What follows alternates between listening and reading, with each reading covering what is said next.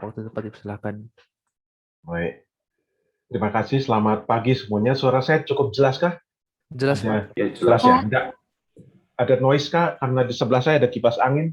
Oh enggak ada. Tidak ada. Enggak ada. Oke ya. Ya. Anytime kalau ada terputus atau saya lupa share screen dan sebagainya, saya ngomong sesuatu tapi tidak nyambung dengan apa yang di layar, ingatkan saya, gitu ya.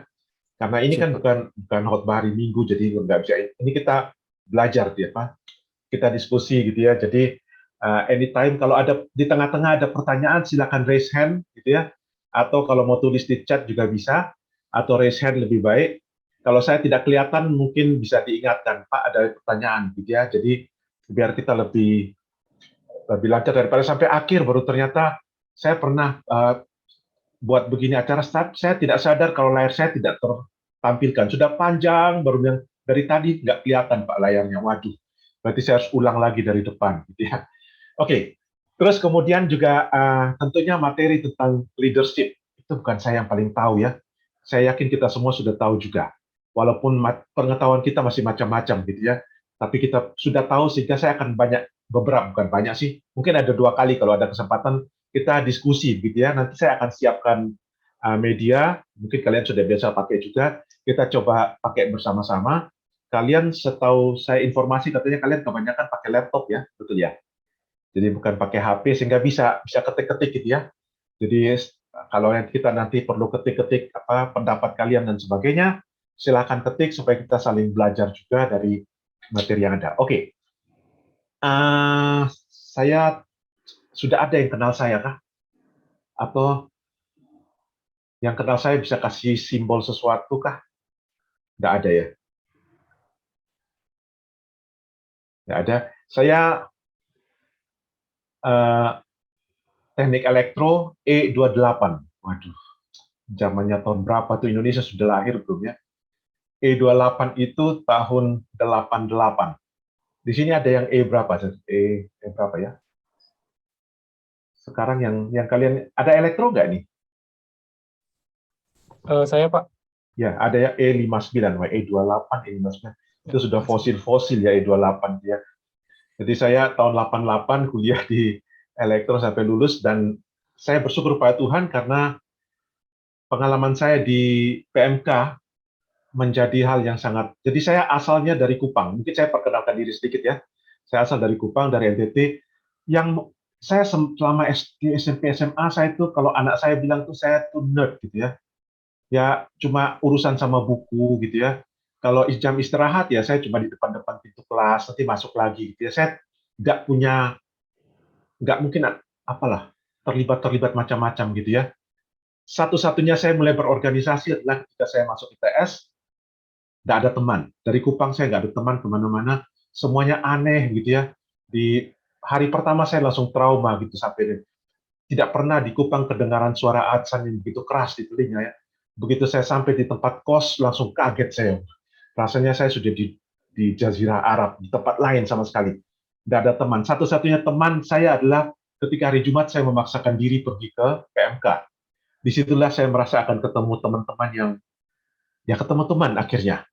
Nah di PMK itulah Tuhan buat saya bertumbuh. Saya nggak menyangka saya orang yang tidak dari segi leadership saya nggak bisa mimpin rapat, nggak punya apa. Jangankan gitu, saya di depan aja sudah keringat gitu ya.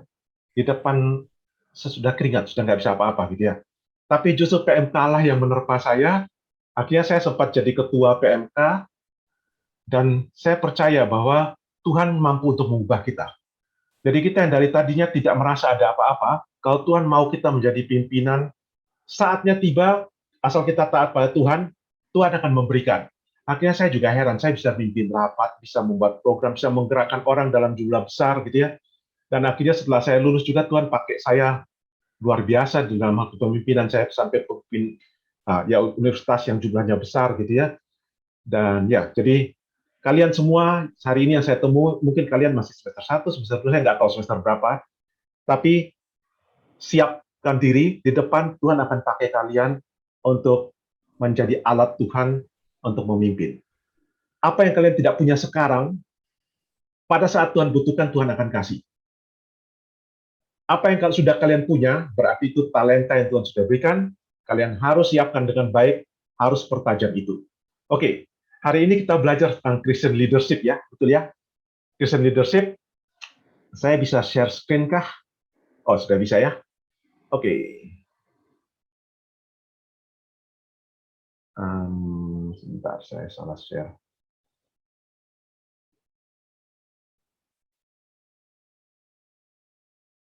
Oke, layar saya sudah kelihatan ya? Tulisannya Christian leadership, sudah maximize ya? Oke? Sudah, Pak. Oke, Christian leadership. Christian leadership adalah kepemimpinan Kristen. Satu hal dulu yang pertama. Kalian, kalau kita lihat ya, leader, pimpinan, kata-kata yang sering kita ketemu apa? Ketua, gitu ya. Apalagi ya, kalian ada ketua, ada koordinator, mungkin ya, ada apalagi ya, suhu gitu ya, bos gitu dan sebagainya. Dalam kehidupan kita sehari-hari, kita ketemu leader ada banyak macam, betul ya? Kalian pasti ketemu leader. Ada leader yang baik, ada leader yang jahat. Iya atau tidak? Pasti iya ya. Ada leader yang baik, ada leader yang jahat. Oke lah, leader yang jahat itu membawa cari keuntungan dirinya sendiri, gitu ya. Leader yang jahat, segala macam yang jelek-jelek. Sekarang kita ngomong leader yang baik saja ya. Di antara leader yang baik pun, mungkin pengalaman kalian ada leader yang kalian akan bilang, ini this is the leader, gitu ya. Ada bilang, ini ketua kita nih nggak punya leadership, gitu ya. Ini, aduh, leadershipnya nggak beres, betul ya? Ini di antara leader yang baik ya, bukan hatinya jelek, gitu ya. Hatinya baik, tujuannya baik semua, tapi ketika dia memimpin kita rasa, aduh ini nggak bisa mimpin ini. Akhirnya timbul pertentangan, timbul clash di dalam kelompok. Kalian mungkin pernah alami ya, kepanitiaan gitu ya. Ada saja yang tidak cocok dan sebagainya. Ada leader yang bahkan dia tidak diangkat jadi ketua. Dia bukan ketua, tapi dia begitu menjadi panutan dan akhirnya menjadi leader. Nah, pertanyaan saya di mana bedanya? Kenapa di antara leader-leader yang bukan jahat gitu ya, ada leader yang memang leader, ada leader yang rasanya bukan rasa leader gitu ya. Jadi Indomie nggak rasa kari ayam gitu atau rasanya rasa lain gitu. Di mana letak bedanya? Oke, saya mau coba kita diskusikan ini ya. Secara umum sebenarnya kalau kita bagi ada dua, yaitu ada orang yang ketua, dia menjalankan fungsi leader. Ada yang sebenarnya ketua, yang dia jalankan sebenarnya fungsi manajer. Dia cuma memanage. Dia bukan lead. Ada yang leading. Disinilah terasa bedanya, taste-nya nanti beda. Kalau kalian jadi leader, atau kalian jadi manager, taste-nya akan beda. Bedanya di mana? Oke. Saya sudah siapkan ini. Nanti saya kasih linknya ya sebentar, saya kasih linknya di chat room supaya kalian bisa masuk. Di chat room. Oke. Kalian sudah pernah pakai ini atau belum? Tapi ini seperti apa? Microsoft seperti Google Doc gitu ya, tapi lebih sederhana gitu ya. Kalian bisa klik link itu yang ada di chat room. Kalian bisa buka dan silahkan kalian ngisi di sini sebanyak mungkin. Apa yang membedakan leader dengan manajemen? Ini saya contohkan aja ya. Apa faktor utama yang membedakan leader sama manajer? Manajer tuh begini, leader itu begitu. Manajer tuh cari sebanyak-banyaknya. Oke? Nggak usah khawatir kalau teman Anda sudah ketik, Anda ketik lagi, silakan. Sudah bisa akses kah? Ya, Pak. Sudah bisa, Pak. Sudah bisa ya? Oke, jadi silakan ya. Silakan ketik di situ sebanyak-banyaknya. Kalau enter lagi dia akan turun-turun lagi terus gitu.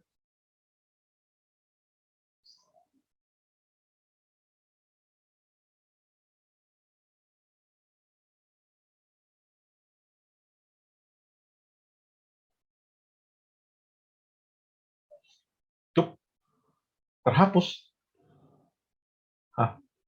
Ada yang terlanjur menghapus ya. Sorry. Ketik ulang ya. Atau ketik aja langsung di bawah sini ya. Oke. Sorry. Ada yang kehapus tadi. Memang ini tidak terlalu.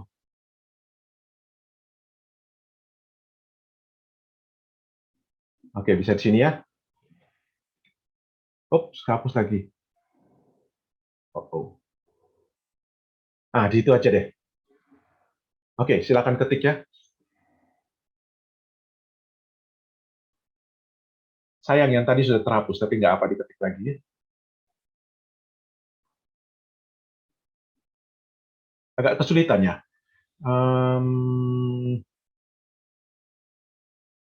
Karena kalian kursornya tidak berada di tempat yang sama ya. Oke. Ini kesalahan saya berarti.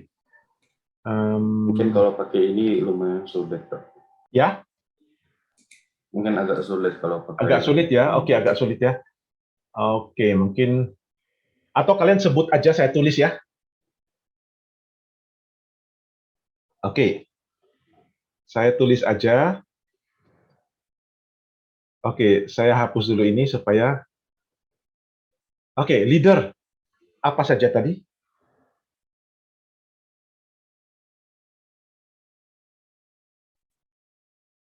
Menurut saya leader membawa bawahannya ke tujuan, Pak. Membawa ke tujuannya. Terus? Apalagi? Ini ada di kolom chat, Pak. Berani mengambil resiko. Oke, berani. Oke, atau betul ya, kalian tulis di chat room aja ya. Supaya saya bisa lihat situ lebih gampang mungkin ya. Berani mengambil risiko, cenderung menghindari risiko. Oke, leader apalagi? Silakan tulis di chat room aja. Supaya tidak tumpang tindih seperti tadi. Menjadi teladan, oke. Manajer fokus pada sistem operasional. Leader mau menjadi contoh, hanya menyuruh melakukan tugas. Itu manajer. Oke, ada lagi?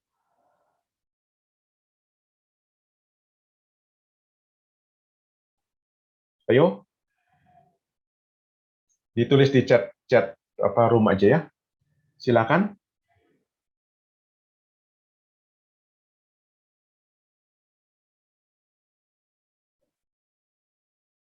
Masa cuma segini? Leader menjadi teladan, manajer mengandalkan kontrol. Leader memimpin. Apalagi? Leader membangun kepercayaan. Leader tidak menganggap diri bos, ikut bekerja sama, manajer menganggap dirinya sebagai yang mempunyai kuasa. Leader memberikan contoh. Leader memberikan, menginspirasi, memotivasi, manajer merencanakan, mengatur, mengkoordinasi.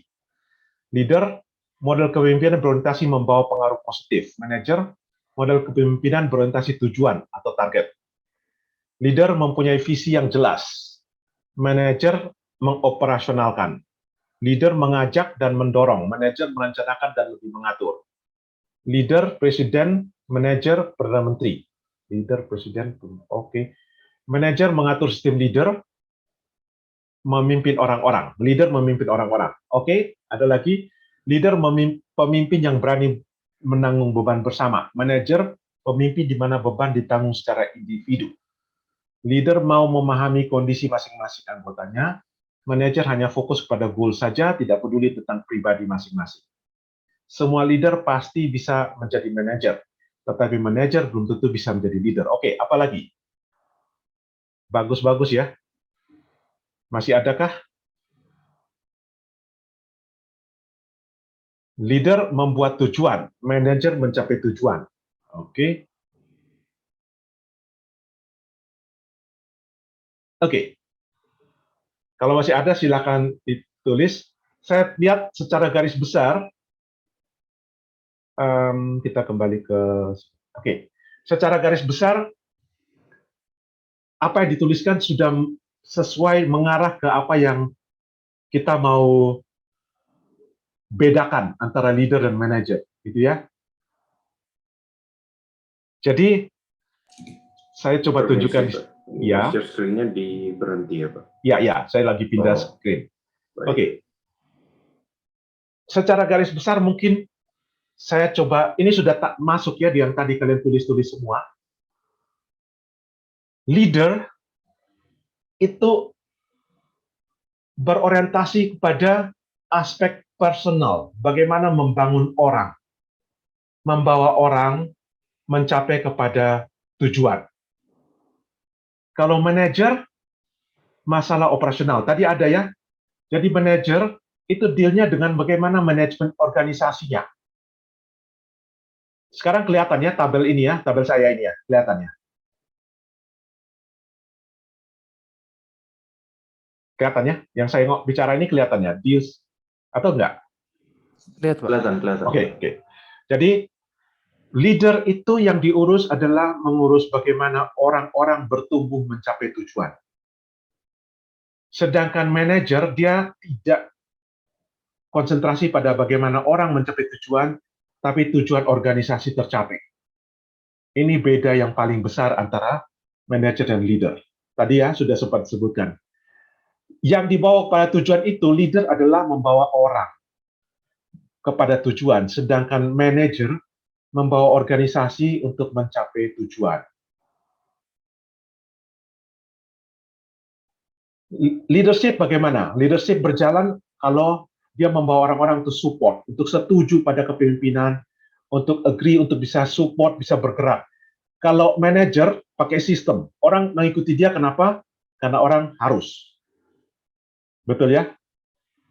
Leader mempengaruhi, meyakinkan, memberi teladan.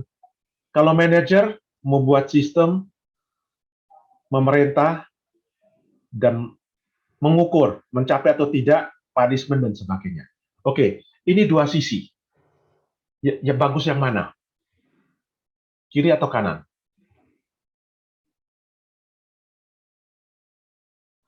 Nggak mesti ya. Kalau kita peran sebagai leader, kita pegang organisasi, pokoknya orangnya nggak maju-maju, ya tujuan organisasi yang nggak usah tercapai. Ya, nggak apa-apa gitu ya. Nggak mesti begitu ya. Tapi disinilah terasa bedanya. Kalian bisa berasa mungkin ya, ketika ada teman kalian menjadi ketua kepanitiaan. Kepemimpinannya sangat tidak menyenangkan. Ketika dia cuma berorientasi pada bagaimana mekanisme organisasi kepanitiaan terjalan. Dia tidak berpikir bagaimana panitia dia itu juga adalah manusia, perlu bertumbuh di dalam Tuhan, perlu dikembangkan kapasitasnya. At the end dari kepanitiaan itu, apakah anggota-anggotanya dia bertumbuh atau tidak? Semakin pintar dalam berorganisasi atau tidak? Dia nggak mikir itu. Yang dia pikir adalah kalian sesuai aturan tidak dan sebagainya. Itu adalah lebih ke managerial approach. Sedangkan kalau kita sebagai leader, maka kita berpikir bagaimana untuk membawa orang-orang itu bertumbuh. Guru, kita jadi dosen, kita jadi apa saja, maka orientasi kita berpikir adalah bagaimana orang yang ada bersama-sama dengan kita itu ikut bertumbuh atau tidak. Itulah leader. Kalau suruh memilih yang mana? Memilih leader, kalau saya. Memilih leader. Yang lain? Leader, Pak. Oke. Bisakah seorang menjadi leader without good management? Tidak bisa, Pak. Nah, disinilah kuncinya. Seorang leader, ini ya, sebentar.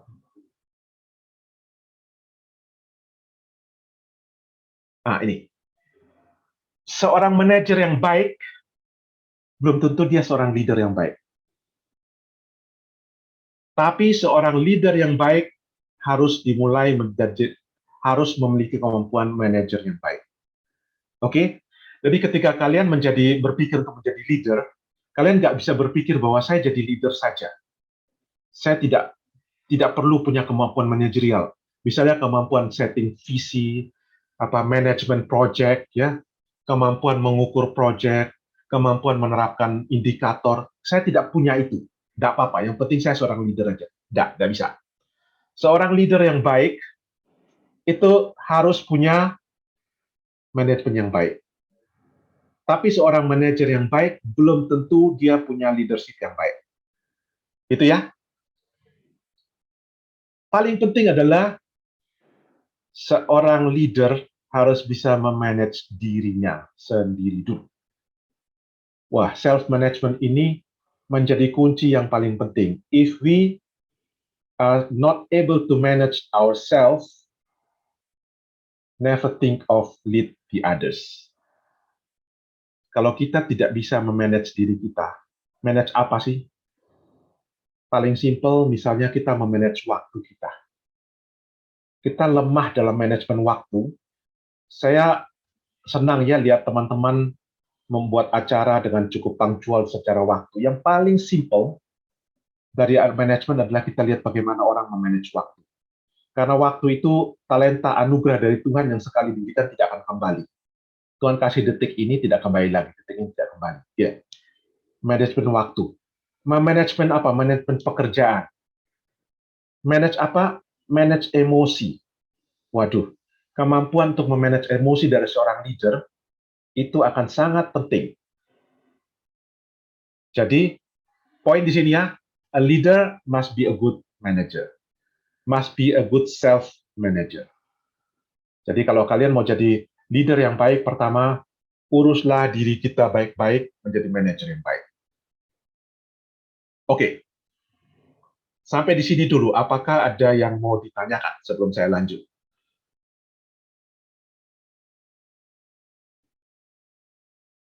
Belum ada? Oke. Kita lanjut ya. Pertanyaannya, emang saya harus jadi leader ya? Haruskah saya jadi leader? Kalian pasti kalian dipimpin di CPK, di CPKK ini jadi pemimpin ya, betul ya? Pemimpin kelompok. Kira-kira kita harus jadi leader nggak ya? Saya nggak usah lah, saya jadi pengikut aja. Begitu ada pembentukan panitia atau apa tuh sudah mulai pasang posisi menghindar gitu ya. Kalau ada rapat untuk pembentukan panitia, mending nggak datang. Ya. Rapatnya pas rapat lain aja baru kita datang. Ya. Haruskah saya menjadi seorang pemimpin? Ini sebelum kita masuk ke kepemimpinan ya, hidup Kristennya. Di dalam kekristenan, haruskah saya menjadi pemimpin? Atau bolehkah kita memilih tidak jadi pemimpin? Kenapa? Jawabannya pertama, kita sebagai orang Kristen dipanggil untuk menjadi pemimpin. Tidak ada opsi. Tidak ada opsi untuk kita tidak jadi pemimpin. Kenapa? Karena ada banyak, sangat banyak dalam Alkitab. Ya, ini saya cuma ambil salah satu ayat saja ya. Perintah Tuhan, ini perintah kepada siapa sih? Kepada semua orang? Kepada seluruh umat. Kepada umatnya ya.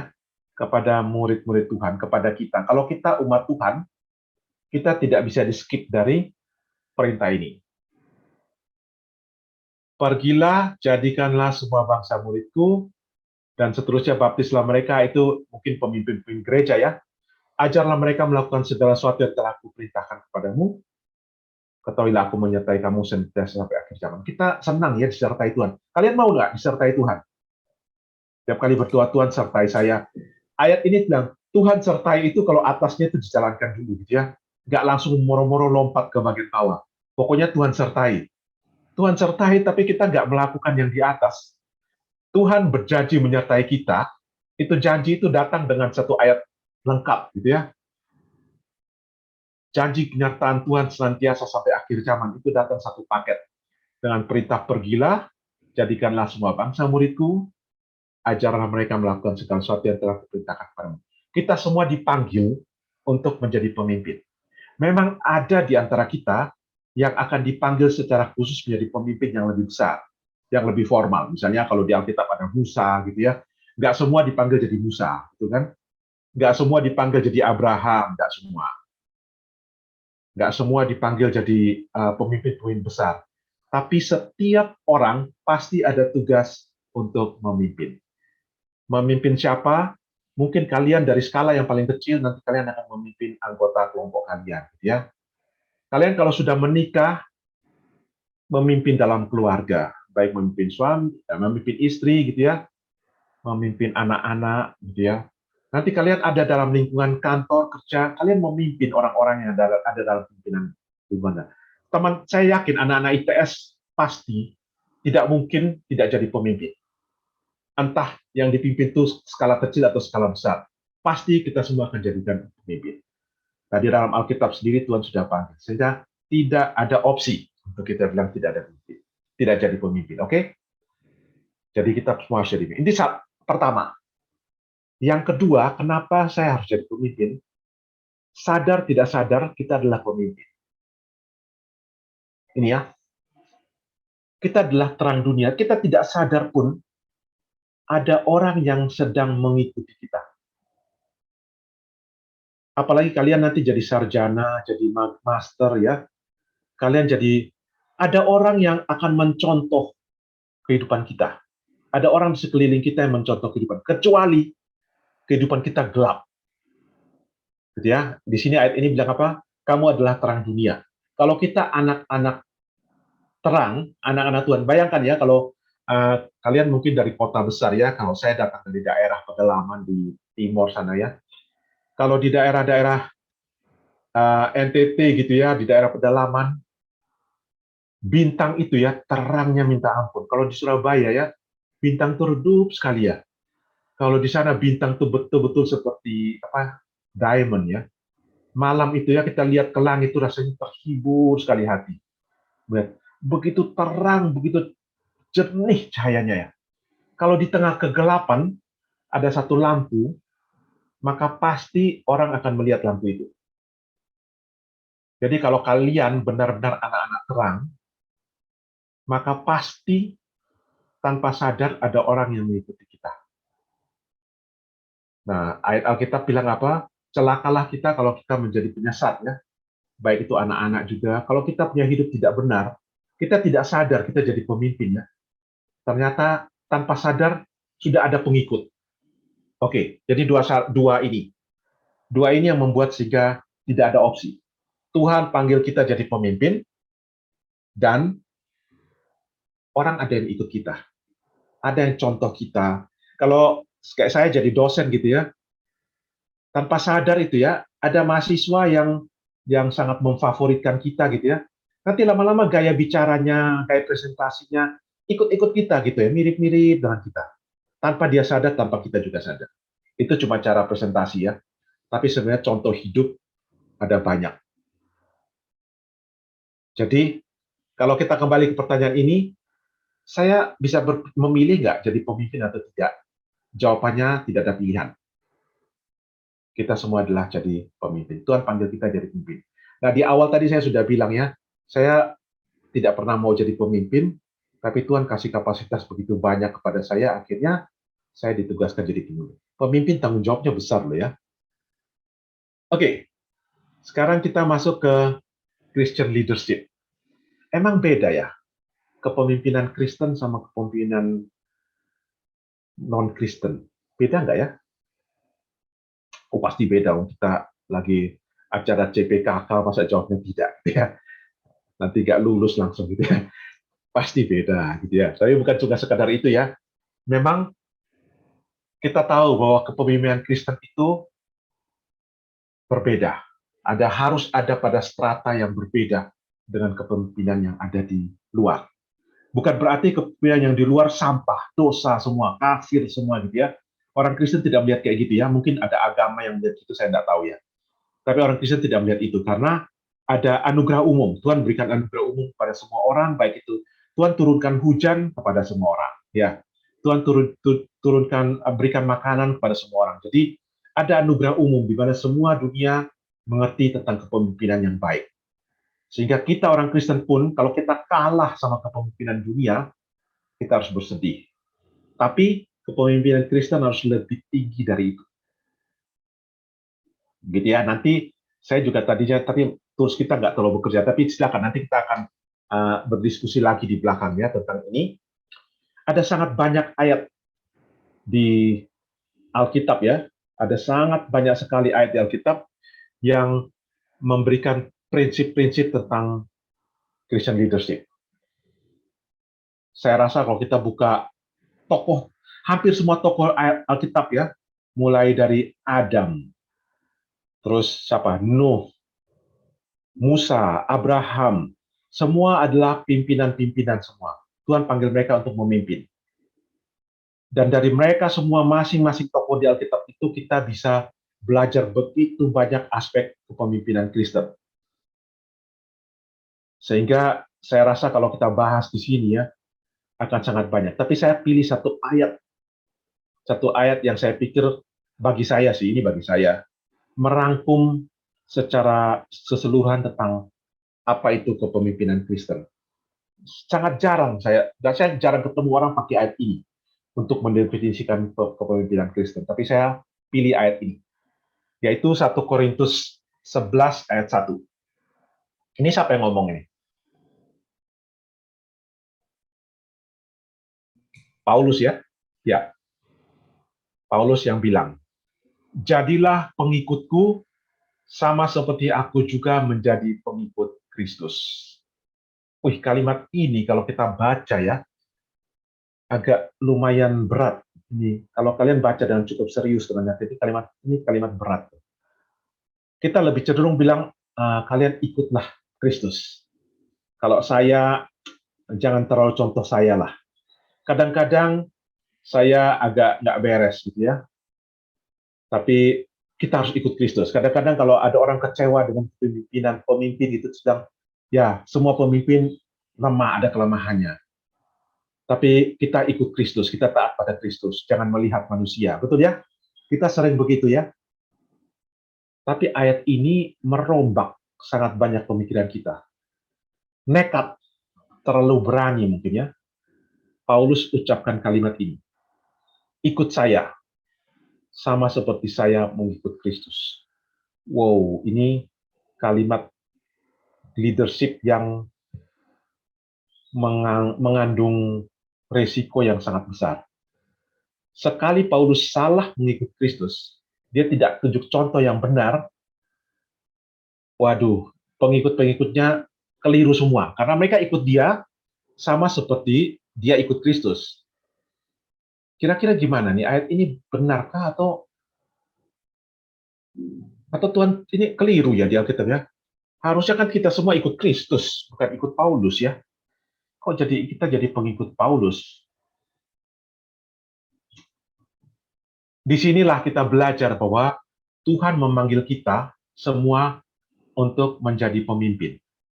Jadi, Tuhan mau kita ada, semua kita mengikut Kristus. Tapi orang mengikut Kristus seperti apa? Orang membaca firman salah satu, tapi salah satu faktor penting orang bisa belajar mengikut Kristus bagaimana adalah dia melihat teladan hidup kita dalam mengikut Kristus. Sehingga kualitas seorang pemimpin yang harus kalian kejar adalah sampai pada titik di mana kalian bisa mengatakan kalimat yang sama ini. Ke adik bimbingan kalian di CBKA, di mana? Bukan CBK apa? Di grup ya. Kalian nanti akan membimbing, atau kalian sekarang pengurus, atau kalian di gereja jadi pengurus, atau kalian mana? Kalian bisakah mengatakan kepada mereka, oke, contoh Mas ya, contoh saya ini ya. Seperti saya ikut Kristus itu, contohin saya. Contohi saya cara saya saat teduh gitu ya. Berani ngomong gitu nggak? Jangan-jangan kita sendiri saat teduhnya kalau ingat itu pun kalau mau ujian gitu ya, atau kita doa ya gitu ya, doa mau ujian, atau kita pas mau makan doa, kadang-kadang sudah makan lupa tadi sudah doa atau belum ya. Terus kita bilang contohlah saya berdoa. Wow, ya. Tapi inilah yang dituntut ya. Jadi kalau kita kumpulkan seluruh Christian leadership itu, mungkin ini ya. Pertama adalah seorang pemimpin, ingat, kalian adalah murid. Kalau bilang semua orang pemimpin, terus siapa yang dipimpin? Ya kita sekaligus pemimpin, kita sekaligus juga murid. Saya bersama dengan mahasiswa-mahasiswa juga di berbagai, dan saya ada pelayanan juga di daerah gitu ya. Istri saya juga dari PMK. Jadi bersyukurlah kalian di dalam PMK saatnya kalian mencari pasangan hidup, gitu ya. tempat paling aman dan paling indah untuk menemukan pasangan hidup adalah di persekutuan. Aman, steril, betul-betul ya. Kalian mau cari di mana? Di luar, di pasar, mau cari di mall, atau di gereja, atau di persekutuan ya, paling aman di sana. Istri saya adalah sama-sama seperti kalian inilah. Ketemunya di kelompok JPMK seperti ini, dan sampai sekarang komitmen kami dalam melayani juga kami bersyukur pada Tuhan. Sama-sama kami dididik di persekutuan, akhirnya punya komitmen sama-sama melayani, dan sampai sekarang kami melayani cukup banyak, gitu ya. Ada satu pelayanan mahasiswa di Kupang di NTT ya, kami juga melayani di sana. Jadi waktu-waktu libur kami selalu ke sana untuk bimbing mereka, gitu ya. Mereka di sana, saya agak kaget dengan mereka punya pelayanan di sana. Kalau kita kan biasa sebut pemuritan ya, betul ya? Kalian sebut pemuritan. Mereka nggak mau sebut pemuritan. Mereka sebutnya pelayanan kemuritan. Hah, saya pikir ini bahasa apa lagi nih? Kok kemuritan, bukan pemuritan? Terus saya tanya, kenapa sih kalian kok pakai istilah pelayanan kemuritan, bukan pelayanan pemuritan? Mereka bilang kalau pelayanan pemuritan itu, kita cenderung berpikir kita yang sudah hebat, kita memuridkan orang. Gitu ya. Sedangkan pelayanan kemuridan itu, selain kita memimpin sebagai pemimpin untuk memuridkan orang, kita juga adalah murid. Ketika kita memuridkan, kita juga sedang bertumbuh. Jadi mereka memakai istilah yang saya pikir cukup menarik. Istilah kemuritan. Jadi ini pelayanan kita ini adalah semua kita sebagai murid bertumbuh. Kita memimpin murid, tapi kita juga adalah murid. Saya rasa ini satu kata yang bagus ya. Kita di kota, kita belajar banyak. Kadang-kadang kita perlu belajar dari orang-orang di desa juga, ya. Kita kadang-kadang di kota kita rasa kita paling hebat, gitu ya. Kita ke desa sok-sok gitu ya. Ternyata orang kota itu ya serius. Orang kota itu kampungan. Kalau saya pengalaman ini cerita sedikit ya. Kalau kita dari kota ke desa ya, orang desa tuh lihat kita di kota, orang kota tuh kampungan banget menurut mereka. Iya atau enggak? Kalian setuju atau enggak? Enggak ya. Kalau kalian orang dari desa ke kota ya, kalian bawa ke Tunjungan Plaza, mereka selfie, mereka foto-foto, kita bilang kampungan banget gitu ya. Tapi saya bawa orang-orang dari Surabaya masuk ke pedalaman, di sana nggak ada listrik apa ya. Orang kota kampungan banget. Kampungannya mana? Ketemu batu, selfie, batu besar. Batu. Kok batu besar diajak selfie? Ketemu pohon, selfie. Ketemu ayam yang bagi orang kota itu ya. Ini sesuatu yang aneh ya. Ayam di kota nggak pernah lihat ayam gitu ya. Sapi ya. Jadi sebenarnya kita di kota ini juga kampungan sebenarnya. Kita ketemu batu besar tuh nggak pernah di kota ya. Sampai di desa kita ketemu batu gitu langsung orang desa lihat, ngapain sih ketemu batu kok foto sama batu gitu ya. Ya kampungan juga ya. Jadi intermezzo aja. Kita jangan selalu merasa kita paling hebat. Kita perlu belajar dari semua. Oke. Ini poin yang pemimpin adalah seorang murid. Yang berikut, seorang pemimpin harus jadi pengikut Kristus. Nah, sekali lagi, ini saya ingatkan baik-baik. Kalau kita belum sungguh-sungguh mengikuti Kristus, kita harus terus-menerus belajar, harus terus-menerus bertobat untuk mengikut Kristus. Mengikut Kristus dengan sungguh-sungguh, karena kita adalah pemimpin. Baik sadar kita ditentukan jadi pemimpin, atau tadi ya, kita tidak sadar ada orang yang ikut kita. Siapa suruh ikut saya? Sesat-sesat sendiri, nggak bisa begitu ya. Tanpa kita sadar ada orang ikut kita.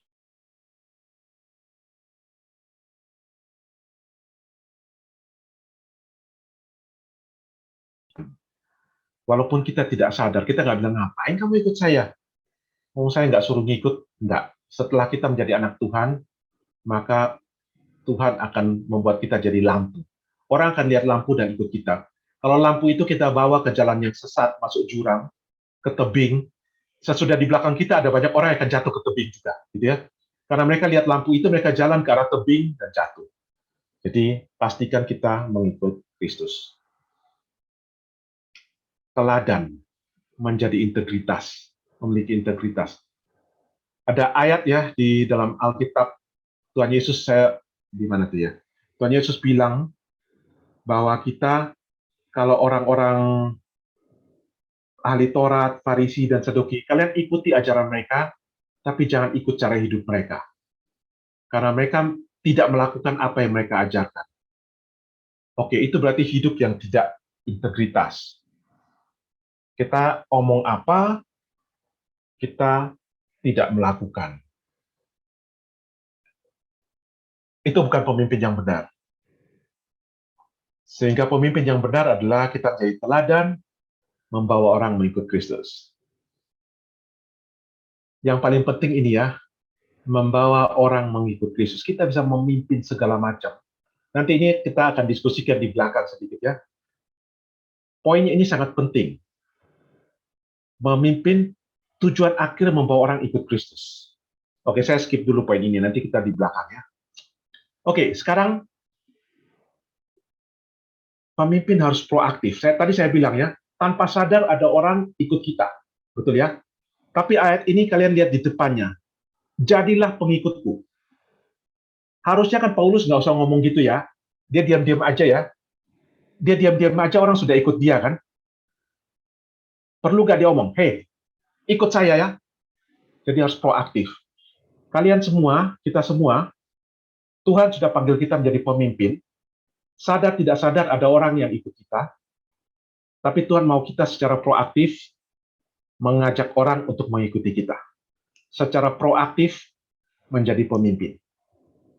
Jadi kalau yang masih mikir-mikir ya, saya ini jadi, nggak usah lah, saya habis CPKK ini belum siap, belum jadi pemimpin gitu ya. Kapan siapnya gitu ya? Kalau kalian mau menikah ya, tunggu siap baru kalian mau menikah, dijamin kalian nggak akan menikah. Jamin, 100%. Mau tunggu siap dulu baru menikah ya, sudah punya semua. Ada kebanyakan ini, intermezzo dulu ya.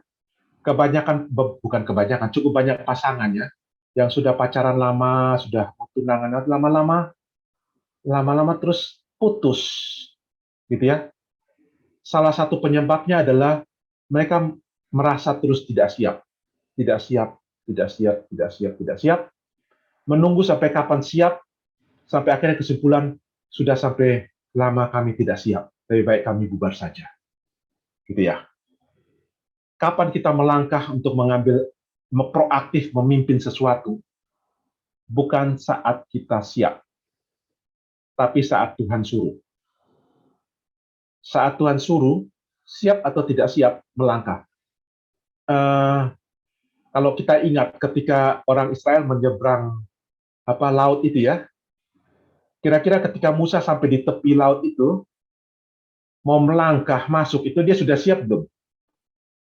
Dia yakin ini melangkah, lautnya terbelah. Belum ada, sejarah belum pernah mencatat itu ya. Waktu itu sejarah belum pernah mencatat. Belum ada analisa apa-apa yang membuat laut akan terbelah. Tidak ada contoh apa-apa. Tapi dia melangkah nggak? Melangkah. Begitu melangkah, baru Tuhan buka. Nah, ini. Jadi, kita tunggu siap dulu atau kita taat dulu? Taat dulu ya, setuju? Wah, ini berat nih. Nanti yang ketua PMK catat nih, taat dulu ya. Disuruh taat dulu. Ketika taat, baru Tuhan akan kasih. Kadang-kadang Tuhan tidak kasih talenta, kadang-kadang Tuhan tidak kasih kemampuan apa-apa ke kita. Waktu kita taat, baru Tuhan kasih. Banyak kali terjadi seperti itu. Saya ditunjuk jadi ketua panitia Natal. Waduh, tidak pernah bisa. Saya ngomong di depan aja, gemetar langsung gitu ya. Tapi kok teman-teman semua ini sepakat memilih saya. Kalau teman-teman semua sepakat memilih, pasti itu ada gerakan dari Tuhan. Melangkahlah. Begitu kalian melangkah, lihat, Tuhan akan buka jalan. Apa yang kalian tadinya tidak punya, Tuhan kasih. Tapi kalau kalian tidak pernah melangkah, tidak pernah menjadi. Oke, itu ya. Ini poin-poin yang saya tidak bisa cover semua aspek dari leadership, tapi beberapa poin. Nah, salah satu bentuk kepemimpinan Kristen, salah satunya adalah, kalian mungkin pernah dengar ya, servant leadership. Kalian pernah dengar? Siapa-siapa pernah dengar ya? Servant leadership ya, kepemimpinan yang menjadi pelayan. Datangnya dari ayat ini. Siapa yang mau jadi besar di antara kamu, hendaklah dia menjadi pelayanmu. Siapa yang menjadi terkemuka di antara kamu, hendaklah ia menjadi hambamu. Anak manusia datang bukan untuk dilayani, tetapi untuk melayani. Jadi pemimpin, kita jadi pemimpin, maka orientasi utama kita adalah melayani, bukan dilayani. Ya, kita lihat contoh-contoh yang begitu jelek ya dari banyak orang jadi pemimpin di bangsa ini ya. Mau jadi bupati, mau jadi gubernur, menteri dan sebagainya, banyak yang berpikir bahwa kalau dia punya jabatan itu dia akan dapat fasilitas, akan dilayani, akan dapat macam-macam ya. Kita harus punya mindset servant leadership. Yang paling memimpin adalah yang paling banyak melayani. Sebenarnya agak, kalau saya mau lebih dramatis sih, dengan ayat ini seharusnya jangan servant leadership ya, tapi kepemimpinan budak. Kan ada ayatnya di bawah kan, hendaklah ia menjadi hamba. Kenapa kita ambil cuma yang atas ya? Hendaklah dia menjadi pelayan, ya. Kok nggak menjadi hendaklah dia menjadi hamba, gitu ya? Jadi hamba tuh kalau pelayan mungkin masih lebih keren ya. Hamba itu betul-betul nggak ada harga, ya. Jadi kepemimpinan harus siap untuk menjadi melayani. Melayani orang, melayani siapa yang kita ini ya. Motivasi utama adalah melayani. Metode kepemimpinan kita adalah metode melayani. Kita harus menularkan semangat saling melayani. Dan kita harus membawa orang untuk melayani Tuhan. Kalau kita pikir ya, kalau kita dalam kelompok, dalam lingkungan tertentu ya, kalau masing-masing memikirkan diri, kita katakanlah dalam PMK dan sebagainya, masing-masing memikirkan diri, itu lama-lama pecah. Betul ya? Kalau si A memikirkan kebutuhan si B memikirkan si C memikirkan si D memikirkan si A. Bayangkanlah, kita akan menjadi satu kesatuannya. Saya tidak memikirkan kepentingan saya memikirkan kepentingan orang lain. Orang lain tidak memikirkan kepentingan mereka memikirkan kepentingan orang lain, di antaranya termasuk saya. Itulah caranya kita saling melayani, sehingga kita akan menjadi satu di dalam Tuhan. Tapi ini susah. Banyak kali, meskipun di gereja ya, meskipun di PMK dan sebagainya, sering sekali, saya nggak tahu di antara kalian ada clash timbul dan sebagainya, ketika ada orang merasa kepentingannya dia terganggu. Kita lihat aja lah, kapan seseorang jadi tanduknya keluar. Kalau mau tes seseorang ya, itu lihat kapan tanduknya keluar. Kalau tanduknya keluar, maksudnya dia tersinggung lah, dia jadi malas lah, menghilang lah, itu namanya tanduk keluar, gitu ya. Tanduknya keluar itu berarti tandanya kita sentuh lukanya, betul ya? Kalau orang ada luka, gitu ya, katakanlah lukanya di bahu kanan, gitu ya.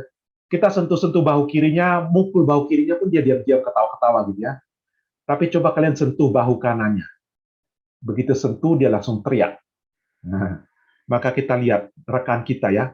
Di titik manakah dia akan teriak, gitu ya? Apakah ketika misalnya kita bilang, ayo kita sama-sama harus kumpulkan uang, kita mau nggak berkorban uang saku kita untuk pelayanan? Wah, nggak bisa begitu. Satu mulai bicara, berarti disitulah boroknya dia, disitulah lukanya dia. Atau kalau ada orang misalnya kita minta dia pelayanan, terus dia habis ketika tadi siapa yang mimpin pujian gitu ya? Mimpin pujian bagus ya. Susahnya mimpin pujian di Zoom itu kan nyanyi sendiri, ya. Nggak ada yang nyanyi, yang lain penonton semua. Kalau di persekutuan normal. Terus sesudah itu ada yang bilang, nyanyimu tadi agak fals gitu ya. Kita mau lihat tanduknya keluar apa enggak, gitu ya. Kalau tanduknya keluar, berarti nyanyinya dia itu sesuatu bagi dia. Itulah dia kita bisa melihat apakah kita saling melayani atau kita tidak saling melayani. Oke, saya lanjut dulu ya. Nah, ini karakter dan prinsip Christian leadership. Oke, tadinya saya pikir kita diskusi sini, tapi nggak apa. Saya lebih cenderung untuk bawa satu pola pikir untuk kalian lebih gampang berpikir. Kalau menurut saya sih, daripada kita berpikir servant leadership. Servant leadership ini juga dipakai di dunia luar. Kalian kalau buka Google ya, buku servant leadership, kalian ketemu sangat banyak. Kalau kalian baca buku itu bukan buku Kristen. Pernah ya? Kalian lihat ya buku Servant Leadership. Ketika baca itu bukan buku Kristen. Walaupun ide servant leadership itu datang dari Kristen. Jadi orang-orang Kristen yang membawa ide servant leadership itu ke dalam dunia manajemen dan dikembangkan sampai akhirnya dipakai sebagai servant leadership di sana. Tapi pertanyaan saya, ketika kita bawa servant leadership di dunia sekuler, dunia umum, pertanyaannya siapa yang kita serve? Benarkah di satu pabrik, katakanlah di Toyota, katakanlah Toyota menerapkan servant leadership. Benarkah Toyota itu serve pekerjanya? Ayo, coba jawab. Saya kok nggak yakin. Ya, apakah benar Toyota men-serve kepentingan karyawannya? Kepentingan karyawan menjadi yang paling utama? Saya tidak yakin. Ya kan? Serve owner kah? Most likely. Kemungkinan yang di-serve itu kepentingan owner, kepentingan pemegang saham, betul ya? Terus servant leadership, serve-nya di mana? Servant-nya itu di mana? Atau pura-pura servant? Sebenarnya itu cuma pura-pura aja. Merasa di-serve, tapi sesungguhnya supaya kalian serve kepentingan owner. Nah, hati-hati. Ketika kita membawa kepemimpinan Kristen keluar, ketika Christian without Christ, kalian mengerti ya? Christianity without Christ, jadi servant leadership itu sebenarnya Christianity. Tapi Christ-nya dibuang, maka jadi kacau. Harusnya servant leadership itu siapa yang di-serve yang paling utama? Tuhan, Kristus ya. Jadi kita bagaimana mengajak semua orang yang mengikuti kita supaya mereka bertumbuh to serve Christ. Ini yang paling bawah ya. Membawa orang untuk melayani Tuhan. Itulah servant leadership. Nah, kalau servant leadership di Toyota, bisa nggak? Nggak ada Tuhannya di situ ya. Oke, nah maka saya membawa kita coba lihat satu ya, shepherd leadership. Kepemimpinan seorang gembala. Nah, ini yang saya ingin coba kita explore ini sedikit. Masih ada waktu ya. Saya sampai masih ada waktu ya. Nanti sesudah itu kita bisa diskusi shepherd leadership, kepemimpinan seorang gembala. Mungkin ayat yang sudah kalian tahu ya, Mazmur 23. Sudah tahu ya, Mazmur 23 ya, Tuhan adalah gembalaku, tak akan kekurangan aku, yang memimpin aku ke air yang tenang, ya, menyegarkan jiwaku. Terus apa lagi? Menuntunku di jalan yang benar, sekalipun aku berjalan dalam lembah kekelaman. Itulah salah satu bentuk leadership. Selain itu, Yohanes 10 ayat 1-15, kemudian ada beberapa ayat lagi. Coba kita lihat pelan-pelan satu persatu ya. Pertama dari Mazmur dulu. Seorang pemimpin haruslah pemimpin yang punya visi, vision, yang bisa melihat jauh. Jadi kita tuh seperti gembala ya, yang bisa tahu di mana ada rumput hijau, di mana ada air yang tenang. Domba nggak tahu, Jadi kita memimpin domba itu naik gunung, turun, belok kiri. Domba bingung ini mau kemana sih? Kok naik, turun, naik lagi, naik, turun lagi. Tapi kita sudah lihat di depan sana ada air, di depan sana ada rumput, dan kita memimpin ke sana. Ini fungsi seorang pemimpin. Pemimpin harus punya visi, melihat ke depan. Melihat apa? Melihat di mana tempat air, di mana tempat rumput. Melihat apa lagi? Di mana serigala. Wah, ini penting. Betul ya? Pemimpin, kalian harus jadi pemimpin harus bisa melihat lebih jauh dari domba-domba, di mana ada serigala, di mana jurang. Melihat apa lagi? Gembala menggembalakan domba, domba punyanya siapa? Punyanya gembala atau punyanya pemilik domba? Pemilik domba. Pemilik domba ya. Nah, seorang gembala harus bisa melihat visi daripada Tuhan pemilik dombanya. Jadi kita sebagai pemimpin menggembalakan, kita harus lihat 3 visi itu. Kemana kita harus memimpin mereka, di mana ada bahaya, dan sebenarnya Tuhan mau mereka kemana. Oke ya, itu pemimpin yang visioner. Kita nggak bisa terlalu lama sih, cepat-cepat aja nanti kalau ada pertanyaan baru Yang ketiga, sesudah kita melihat visi, kita harus bisa membawa mereka ke visi itu. Tadi di Mazmur 23 ya, gadamu dan tongkatmu, jadi pakai gada, pakai tongkat memimpin, mengatur mereka, bukan mukul saja, kadang mukul, kadang berjalan di depan dan sebagainya, membawa mereka pada visi itu. Kemudian kita lihat di sini, nah ini, ayatnya cukup panjang ya, mungkin kita tidak usah baca semuanya, tapi kita coba baca beberapa yang jadi highlight saja ya. Saya highlight di sini tebal-tebal untuk kita ingat. Pertama, domba mendengarkan suaranya. Seorang pemimpin, kita harus menjadi pemimpin sedemikian rupa sehingga kita bisa dipercaya. Apa yang kita sampaikan, domba-domba itu mendengarkan suara kita. Kita menyampaikan apa yang benar, apa yang firman Tuhan. Kalian tahu di zaman sekarang, zaman milenial ini ya, begitu banyak hoax, begitu banyak informasi, begitu banyak berita yang simpang siur. Yang orang butuhkan adalah sumber yang bisa dipercaya, betul ya?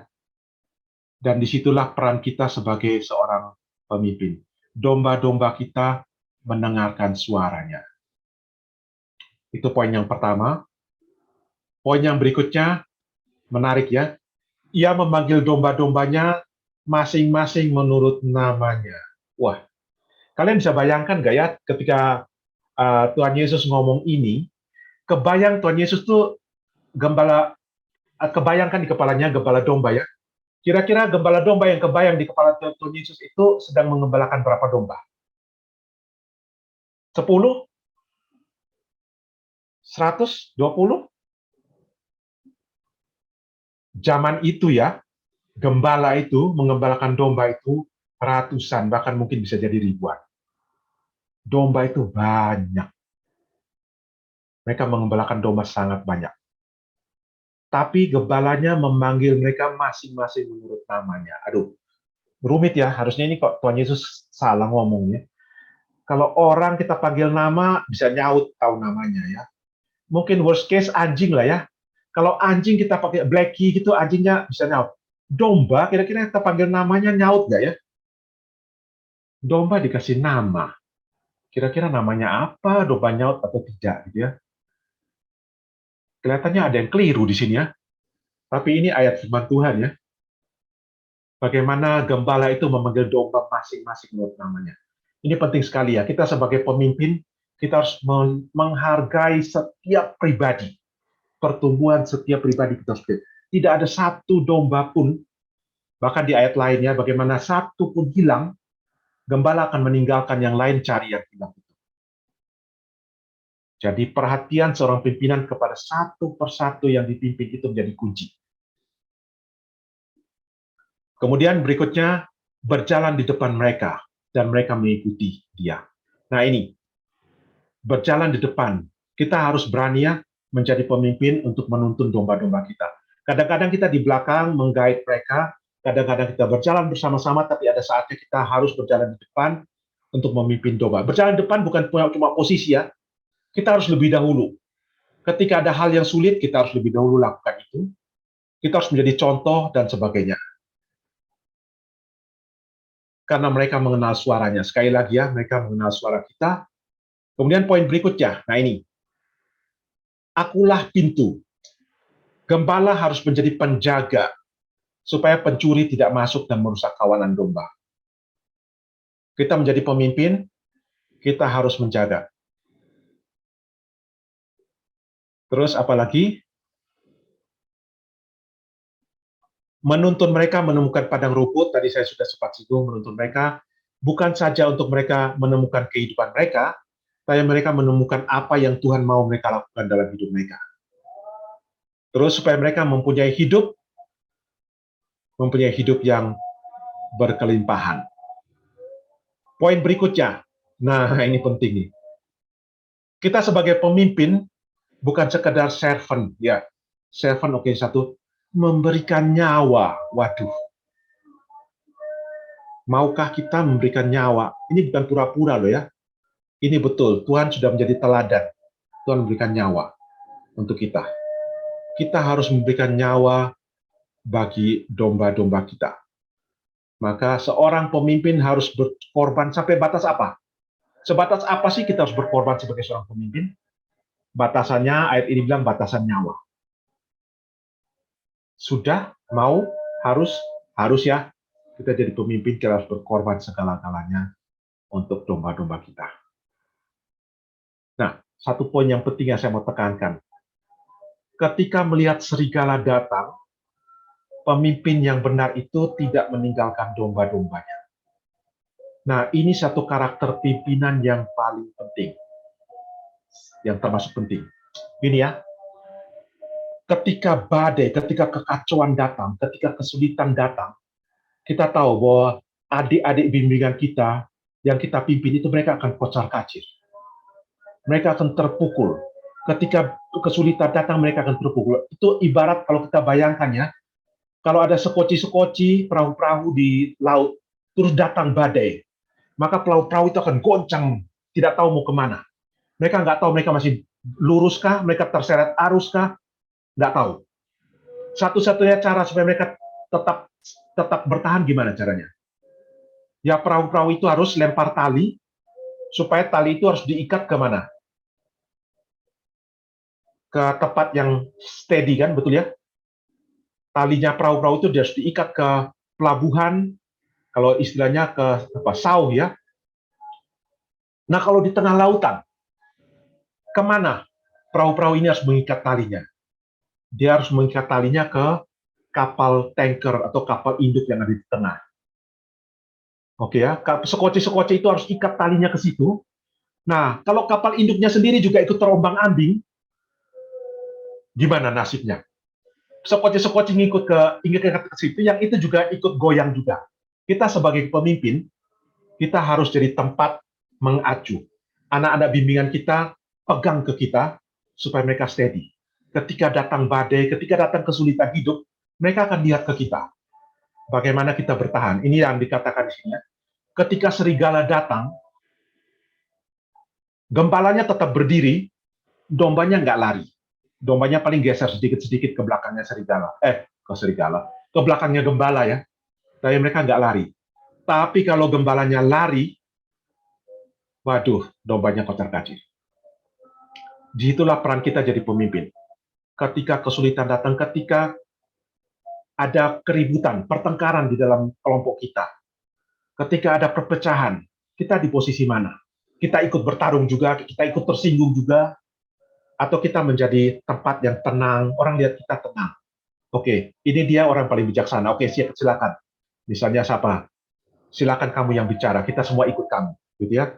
Ketika ada kekacauan, kita jadi tempat, jadi ketenangan, menjadi titik di mana orang akan mengacu.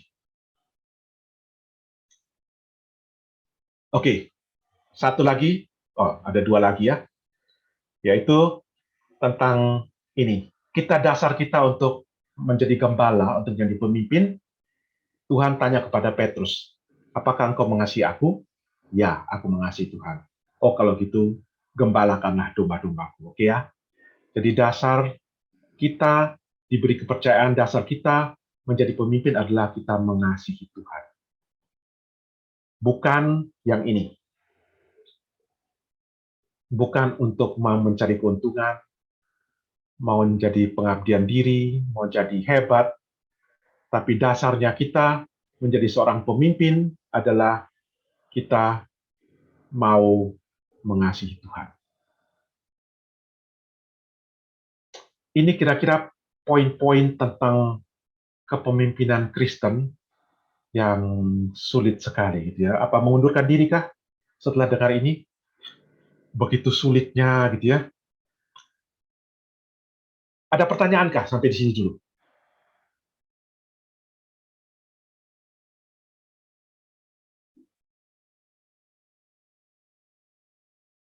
Ada? Kalau nggak ada, saya yang tanya. Oke, belum ada ya? Saya nggak lihat seluruhnya, saya nggak ada ya? Belum ada, Pak. Belum ada ya? Kalau kalian orang-orang Indonesia biasanya kalau seluruh pertanyaan itu biasanya nggak ada semuanya, ya. Tapi orang Indonesia sekarang sudah berubah. Kalau kalian lihat di sekolah-sekolah sekarang, SD, TK gitu ya, sudah model-model apa, TKM++, SD++ ya. Begitu ya, saya mau tanya hampir semua kelas angkat tangan. Gitu. Sekarang sudah berbeda. Mungkin beberapa generasi di bawah kalian akan jadi berbeda. Guru nggak sempat ngomong. Kalau di sekolah-sekolah internasional lah, sekolah-sekolah yang plus-plus gitu ya, guru mau ngomong tuh siswanya ngomong terus, kita apalagi di Zoom, celakalah kalau di Zoom. Kalau nggak di mute semua, hancurlah kelas Zoom-nya gitu ya. Oke, tapi ya generasi kita masih gini. Oke, ini yang saya mau kasih kita diskusikan. Christian leadership versus secular leadership. Tadi saya bicara sesuatu yang Kristen banget gitu ya. Wah, Kristen banget. Bisa nggak? Itu yang tadi saya ngomong itu, Pak Nemal ngomong itu, bisa nggak diterapkan di lingkungan luar Kristen? Atau itu cuma di PMK saja? Itu cuma di gereja saja? Di pemuda saja? Begitu masuk ke kalian keluar RT, masuk ke kalian jadi pengurus RT, pengurus RT, atau jadi apa ya? Bisa nggak terapkan itu? Perlu nggak terapkan kepemimpinan Kristen di lingkungan luar? Lupa. Ya, apa bedanya?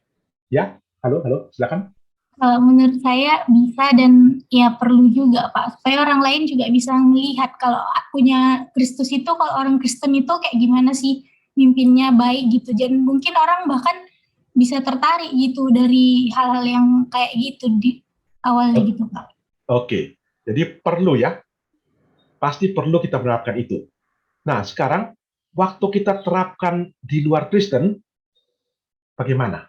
Apakah ada yang kita harus potong voting? Misalnya gini ya, saya ambil contoh, ini kita omong apa terbuka aja. Misalnya kalian jadi ketua di apa kelompok di ITS ada apa? Hima ya. Terus kalian mulai jadi seksi apa? Terus kita mulai berdoa. Kita berdoa pakai berdoa Kristen. Kita ngomong pakai ayat-ayat Alkitab, begitu kah? Enggak ya? Berarti kita ada berbeda. Waktu kita di PMK berdoa kan, ketika mimpin ya. Ketika mimpin doa, kalau ada hal pertentangan kita pakai ayat Alkitab untuk menyelesaikan, betul ya, di PMK. Begitu kita di himpunan, ada yang kita courting. Pertanyaannya, yang mana yang boleh kita courting, yang mana yang tidak. Pasti tidak bijaksana lah kalau kita masuk ke hima gitu ya, terus semua omongan kita ayat Alkitab itu tidak bijaksana, kita nggak akan dipakai, kita tidak akan jadi berkat. Saya setuju. Setuju ya, semua setuju ya.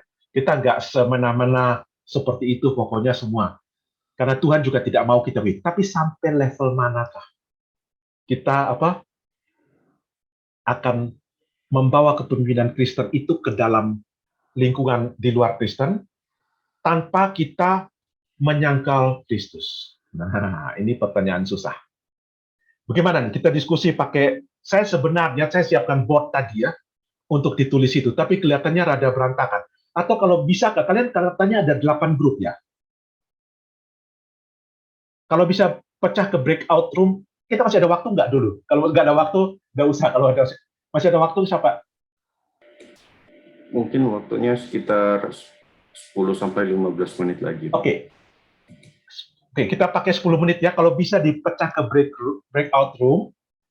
Nah, kalau saya sudah siapkan 8 board yang tadi, sehingga kalian mungkin kalau dalam grup mungkin tidak akan terlalu tumpang tindih ya, untuk semoga tapi kalau kejadian juga ya, ini saya akan copy taruh di chat room ya, supaya tidak tabrak-tabrakan. Berarti ini dibuat 8 grup gitu ya Pak? Ya, bisa ya. Dibuat 8 grup dan acak aja atau gimana Pak? Boleh acak aja ya, bisa cepat bagi acak ya. Bisa Pak. Saya kasih link itunya ya, link apa? Nah, itu grup 1, 2, 3, bagaimana tahu 1, 2, 3-nya? Kalian atur deh. Orang anak ITS pasti cepat. Nomor breakout room masing-masing aja masuknya. Oke. Di situ kalian tulis, nggak usah terlalu panjang, kita punya waktu tidak terlalu lama. Kira-kira pemikiran-pemikiran dasar kalian saja, diskusikan di kelompok itu ya. Terus, seharusnya ketika kita membawa kepemimpinan Kristen ke sekuler, bagian mana yang harus kita adjust. Oke, itu aja ya. Kita ini 11.27, boleh kita sampai 11.37 ya? Bagus ya. Waktu lebih. Ya, oke. Nanti saya ada yang kelupaan, tolong diingatkan ya. Coba kalau ini apa yang gaya servant leadership ya, membawa visi, tidak membawa ayat Alkitab langsung ya. Toleransi, sadar bahwa kepemimpinan ada amanah, menampilkan ekspresi diri Allah, betul ya. Intinya kita, walaupun kita tidak spell out, tapi kita menampilkan terang Kristus di dunia yang gelap ini. Menjadi contoh bagi orang-orang sekitar, ini ya, mengayomi anggota, oke. Tidak terhasut, tidak meninggalkan satu orang pun, menjadi teladan, membawa orang-orang untuk kembali bertumbuh, menjadi pemimpin yang melayani, bekerja sepenuh hati, menjadi surat terbuka Kristus ya, mendoakan apa yang kita kerjakan. Oke, baik sekali ya.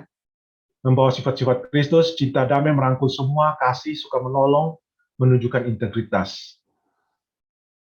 Memberikan nasihat sesuai firman Tuhan, tidak tetap bersikap surat terbuka, tidak menghilangkan Kristus dalam kepemimpinan. Oke, tadi yang nomor 2, masih ketik, menurut saya lebih penting untuk bisa mengaplikasikan isi. Oke, ya. Jadi seperti itu ya. Mohon maaf saya tidak sempat kita go through satu persatu, tapi saya yakin kalian akan belajar itu terus. Tapi jangan membuang Kristusnya. Tidak perlu kita spell out secara vulgar, tapi kita tetap membawa Kristus di dalam. Jadi orang lihat kita, akhirnya dia tidak bisa menyangkal bahwa itu terjadi dalam diri kita karena ada Kristus di dalam hidup kita. Jangan justru orang melihat kita, orang makin benci Kristus. Celakalah kita kalau seperti itu. Oke ya, mungkin saya akhiri sini, kita berdoa ya. Mari kita berdoa. Bapa di surga, kami bersyukur kepadamu untuk kesempatan kami belajar tentang bagaimana Tuhan memanggil kami untuk menjadi pemimpin bagi orang-orang lain. Tuhan, pimpin kami yang masih sangat muda ini, persiapkan kami, berikan kami talenta, berikan kami keberanian, berikan kami pimpinan-Mu, supaya kelak waktunya Tuhan pakai kami untuk menjadi anak-anak Tuhan yang berguna bagi pekerjaan Tuhan. Dalam nama Tuhan Yesus kami berdoa, amin. Baik, saya kembalikan ke siapa? Ke Kilian ya, atau tadi siapa ya? Oh bukan, ke Ginting. Ya. Oke, terima kasih kepada Pak Noel untuk diskusinya dan materinya sangat keren sekali tentang Christian leadership. Tadi aku coba kasih kesimpulan, ambil kesimpulan dikit tadi bahwa kita tuh belum tentu seorang manajer yang baik tadi ya, belum tentu menjadi pemimpin yang baik, tetapi pemimpin yang baik itu harus menjadi manajer yang baik dulu, dan langkah awal itu yaitu self manage, itu yang pertama gitu. Lalu kita juga tujuan utama untuk melayani, bukan untuk dilayani juga. Oke, mantap sekali. Karena kita sudah selesai, mari kita berdoa terlebih dahulu. Mari kita dalam doa. Bapa yang bertata dalam kerajaan surga, terima kasih Yesus karena berkat pada hari ini kami masih bisa bersini Tuhan. Kami juga sudah baru saja menyelesaikan intensif kami ini Tuhan. Kiranya apa yang kami dapat pada hari ini dapat kami terapkan menjadi pemimpin yang baik di kehidupan kami masing-masing Tuhan, dan juga kami juga bisa dapat memimpin kelompok kecil kami nantinya Tuhan. Ampuni juga dosa dan kesalahan kami Tuhan Yesus, agar kami layak dapat menerima berkat-Mu. Inilah doa kami Tuhan Yesus, dalam nama Tuhan Yesus kami dan mengucap syukur, haleluya, amin. Oke, amin guys. Terima kasih kembali. Saya minta ini nggak, kalau bisa sempat foto, saya ingin foto dengan kalian kalau bisa. Bisa Pak. Boleh Pak. Boleh. Kalian sudah sering ketemu di antara kalian, tapi saya baru kali ini ketemu. Siap Pak, siap. Ayo, Iya, yang on cam guys. Yang bisa on cam, pakai backgroundnya, ya kan? Oke, on cam dulu guys. Kita mau sesi dokumentasi. Iya, kalau ada yang elektro, mau belajar elektro, saya boleh. Langsung kontak bapaknya saja. Saya mengajar sinyal processing, image processing, AI. Beberapa materi kuliah saya ada di YouTube sih, bisa dicari. Saya selalu simpan di situ. Jadi cukup banyak orang belajar dari situ. Banyak orang lihat video-video saya juga untuk belajar. Baik, Mbak. Nggak perlu like, nggak perlu, saya nggak cari nggak cari monetize, jadi itu bagian dari pelayanan hidup saya aja. Ya, Oke, terima kasih banyak. mungkin. Tuhan memberkati. Ayo Oke. teman-teman kita foto ya. Aku hitung 1, 2, 3. Mungkin bisa sambil kasih reaction love gitu ya. 1, 2, 3. Oke, makasih teman-teman semua. Makasih Pak Nemuel. Terima kasih, Teman-teman Pak jangan Noel. pada live dulu. Ada yang mau disampaikan? Saya boleh live kah? Boleh. Bapak? Terima Boleh kasih, Pak. Pak. Terima Ya, kasih ya, banyak terima Pak. kasih. Tuhan memberkati. Selamat ya. Berkati. Terima kasih banyak Bapak. Organisasi itu, dan kita juga mendoakan mereka yang ada di situ. Kita menghargai, ini juga bagus ya. Lebih. Ya, oke. Nanti saya ada yang kelupaan, tolong diingatkan ya. Coba kalau ini apa yang gaya servant leadership ya, monggo tegar visi, tidak membawa ayat Alkitab langsung ya. Toleransi, sadar bahwa kepemimpinan ada amanah, menampilkan ekspresi diri Allah, betul ya. Intinya kita, walaupun kita tidak spell out, tapi kita menampilkan terang Kristus di dunia yang gelap ini. Menjadi contoh bagi orang-orang sekitar, ini ya, mengayomi anggota, oke. Tidak terhasut, tidak meninggalkan satu orang pun, menjadi teladan, membawa orang-orang untuk kembali bertumbuh, menjadi pemimpin yang melayani, bekerja sepenuh hati, menjadi surat terbuka Kristus ya, mendoakan apa yang kita kerjakan. Oke, baik sekali ya. Membawa sifat-sifat Kristus, cinta damai, merangkul semua, kasih, suka menolong, menunjukkan integritas. Memberikan nasihat sesuai firman Tuhan, tidak tetap bersikap surat terbuka, tidak menghilangkan Kristus dalam kepemimpinan. Oke, tadi yang nomor 2, masih ketik, menurut saya lebih penting untuk bisa mengaplikasikan isi. Oke, ya.